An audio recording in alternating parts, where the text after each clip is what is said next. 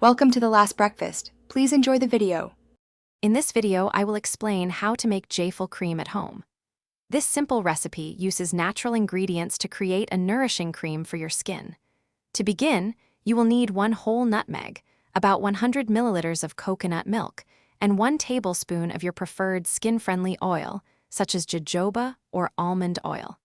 Having these items ready will make the process smooth and enjoyable. Now, let's start crafting your cream base. First, take your whole nutmeg and grate it very finely to achieve a powdery consistency. Next, pour 100 milliliters of coconut milk into a small pot and add the freshly grated nutmeg. Gently bring this mixture to a boil over medium heat, then immediately reduce the heat to a simmer. Continue to simmer the mixture gently until approximately half of the liquid has evaporated.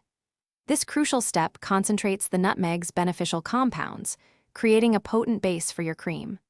Once reduced, carefully strain the thickened liquid through a fine mesh sieve or a piece of cheesecloth into a clean bowl, ensuring no solid particles remain. To finalize your Jaiphal cream, add 1 tablespoon of your chosen oil, like jojoba or almond, to the strained liquid.